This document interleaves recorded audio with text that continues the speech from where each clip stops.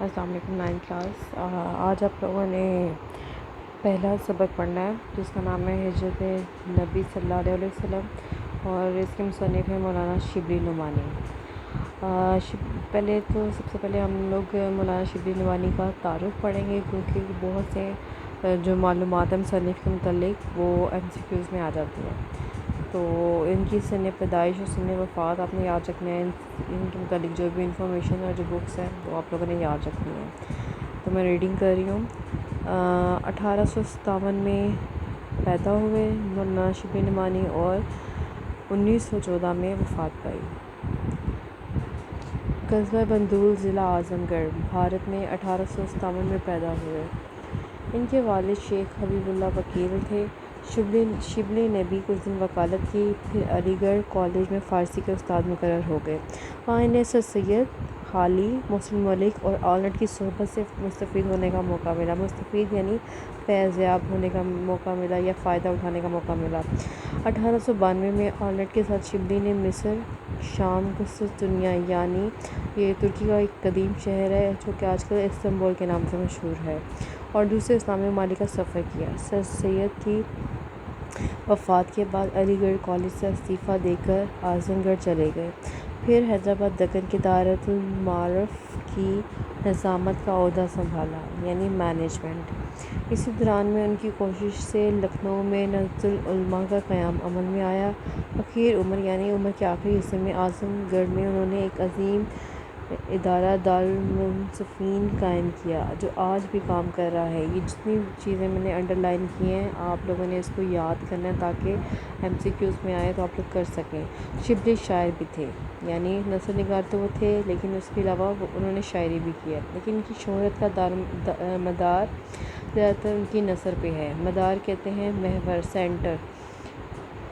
ان کا شمار اردو کے بڑے نثر نگاروں میں ہوتا ہے۔ شبلی اگرچہ متنوع موضوعات متنوع یعنی بہت سی اقسام کے ورائٹی تھی ان کی ٹاپکس میں، مثلاً تاریخ، تنقید، سوانح یعنی آٹو بایوگرافی، سیرت، کریکٹرز سے متعلق تذکرہ، ادب، معاشرت، عقائد، تصوف یعنی صوفیزم اور سیاست پر قلم اٹھایا، مگر ان کے طرز اظہار یعنی اظہار کا انداز میں ادبیت کی شان موجود ہے۔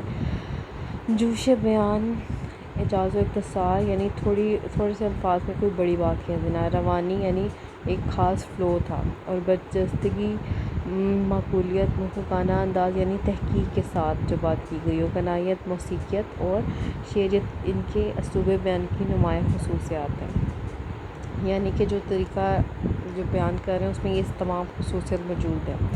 شبلی کی تمام ادبی کاوش کہتے ہیں کوشش کو، تمام ادبی کاوشوں سے قطع نظر ان کا سب سے بڑا ادبی کارنامہ ان کا انداز بیان ہے۔ شبلی کی متعدد تصانیف ہیں، یعنی بہت سی لاتعداد ہیں۔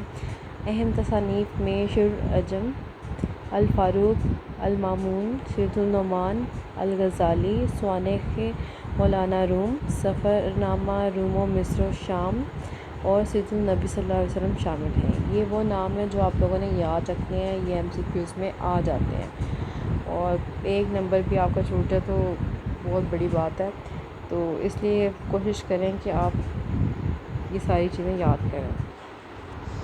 ہجرت نبی صلی اللہ علیہ وسلم، سب سے پہلے تو ہم مقاصد تدریس سیکھیں گے کہ اس کو پڑھنے کا مقصد کیا ہے۔ اس کو پڑھنے کا مقصد یہ ہے کہ طلباء کو تبلیغ اسلام کی ابتدائی مشکلات سے آگاہ کرنا، سیرت النبی صلی اللہ علیہ وسلم اور سیرت نگاری سے روشناس کرانا، مذہبی الفاظ و تراکیب سے متعارف کرانا، تاریخ اسلام سے روشناس کرتے ہوئے طلباء کے دلوں میں اسلامی جذبہ بیدار کرنا، طلباء کو بتانا کہ حق و صداقت یعنی سچائی کے راستے پر چلنے کے لیے جو مشکلات کا ہمیں سامنا کرنا ہی پڑتا ہے۔ اس مضمون میں مولانا شبلی نعمانی نے دوران تبلیغ مکہ میں پیش آنے والی مشکلات کا ذکر کیا ہے اور ہجرت کے اسباب و واقعات بیان کیے ہیں۔ میں اس کی ریڈنگ کر رہی ہوں، آپ لوگ الفاظ معنی لکھتے جائیں، کیونکہ الفاظ معنی آپ لوگوں کو جب آپ کرتے ہیں یہ اقتباس کی تشریح تو اس میں بہت ضروری ہے۔ 2 نمبر کے وہ ورڈز میننگ ہوں گے، آپ لوگ اگر ایک بھی مس ہو گیا تو نمبر گیا، اس لیے الفاظ معنی یاد کرنا بہت ضروری ہے، ساتھ لکھتے جائیں۔ اس وقت جب مکہ دعوت حق کے جواب میں ہر طرف تلوار کی جھنکاریں سنائی دے رہی تھی، دعوت حق یعنی حق کی دعوت، حق یعنی سچ، تلوار کی جھنکاریں یعنی ہر طرف قتل و غارت تھا۔ حافظ عالم نے مسلمانوں کو دارالامان مدینہ کی طرف رخ کرنے کا حکم دیا، یعنی حافظ عالم، عالم کی حفاظت کرنے والا یعنی دنیا کی حفاظت کرنے والا اللہ تعالیٰ، دارالامان امن کی جگہ یعنی مدینہ جو تھی وہ اس وقت امن کی جگہ تھا، لیکن خود وجود اقدس صلی اللہ علیہ وسلم جو ان ستمکاروں کا حقیقی ہدف تھا اپنے لیے حکم خدا کا منتظر تھا۔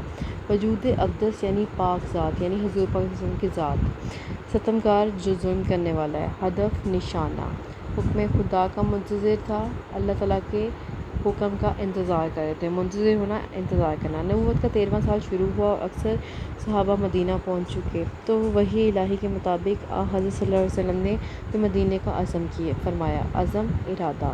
قریش نے دیکھا کہ اب مسلمان مدینے میں جا کر طاقت پکڑے جاتے ہیں، یعنی وہ ایک مضبوط طاقت بن گئے ہیں، وہاں پہ ان کی جڑیں بن چکی ہیں، وہاں اسلام پھیلتا جا رہا ہے۔ چنانچہ لوگوں نے مختلف رائے پیش کی، یعنی بہت خیالات اپنے اپنے ظاہر کیے۔ ایک نے کہا محمد صلی اللہ علیہ وسلم کے ہاتھ پاؤں میں زنجیریں ڈال کر مکان میں بند کر دیا جائے۔ دوسرے نے کہا جلا وطن کر دینا کافی ہے، جلا وطن کرنا، وطن بدل کرنا، وطن سے نکال دینا۔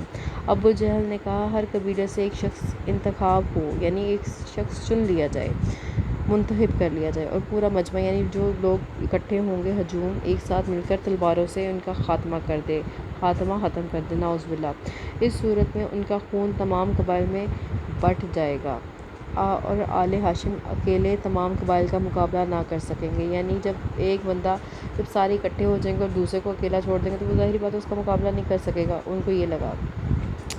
اس اخیر رائے یعنی اسی آخری رائے پر اتفاق ہو گیا، یعنی سب ایک ہو گئے اور جھٹ پٹے سے آ کر رسول اللہ صلی اللہ علیہ وسلم کے آستانہ مبارک کا محاصرہ کر لیا۔ جھٹ پٹے یعنی صبح سویرے، آستانہ گھر، محاصرہ کرنا، گھیراؤ کرنا، گھیرے میں لینا۔ اہل عرب زنانہ مکان کے اندر گھسنا معیوب سمجھتے تھے، معیوب سمجھنا، برا سمجھنا، بد تہذیبی سمجھنا، اس لیے باہر ٹھہرے رہے کہ حضرت صلی اللہ علیہ وسلم نکلے ہیں تو یہ فرض ادا کیا جائے۔ رسول اللہ صلی اللہ علیہ وسلم سے قریش کو اس درجہ عداوت تھی، عداوت، دشمنی، درجہ قدر، تاہم آپ صلی اللہ علیہ وسلم کی دیانت پر یہ اعتماد تھا کہ جس شخص کچھ مال یا اسباب امانت رکھنا ہوتا تھا آپ صلی اللہ علیہ وسلم ہی کے پاس لا کر رکھتا تھا، یعنی حضور صلی اللہ علیہ وسلم کی دیانت دور دور تک مشہور تھی کہ دشمن بھی آپ صلی اللہ علیہ وسلم پر یقین رکھتے تھے اور اپنی امانتیں جو اپنا قیمتی سامان تھا آپ صلی اللہ علیہ وسلم کے سپرد کر دیتے تھے۔ مال و اسباب یعنی دولت اور سامان، اس وقت بھی آپ صلی اللہ علیہ وسلم ہی کے پاس بہت سی امانتیں جمع تھیں۔ آپ صلی اللہ علیہ وسلم کو قریش کی ارادے کی پہلے سے خبر ہو چکی تھی، اس بنا پر جناب امیر حضرت علی رضی اللہ عنہ کو بلا کر فرمایا مجھ کو ہجرت کا حکم ہو چکا ہے، میں آج مدینے روانہ ہو جاؤں گا، تم میرے پلنگ پر میری چادر اوڑھ کر سو رہو، صبح کو سب کی امانتیں جا کر واپس لے آنا۔ یہ سخت خطرے کا موقع تھا۔ جناب امیر حضرت علی یعنی رضی اللہ عنہ کو معلوم ہو چکا تھا کہ قریش آپ صلی اللہ علیہ وسلم کے قتل کا ارادہ کر چکے ہیں اور آج رسول اللہ صلی اللہ علیہ وسلم کا بستر خواب یعنی سونے کی جگہ قتل گاہ کی زمین ہے، قتل گاہ قتل کی جگہ، لیکن فاتح خیبر کے لیے قتل گاہ فرش گل تھا۔ فاتح خیبر ایک تلمیح کے طور پہ استعمال ہوئے، یعنی ایسا جملہ کہنا جس میں کسی ایسا ورڈ یوز کر دینا جس میں کوئی واقعہ یاد کروا دیا، جیسے فاتح خیبر یعنی خیبر کو فتح کرنے والے، جیسے حضرت علی نے خیبر فتح کیا تھا ان کو فاتح خیبر کہتے ہیں۔ قتل گاہ فرش گل تھا، یعنی جو قتل کی جگہ تھی ان کے لیے پھولوں کا فرش تھا۔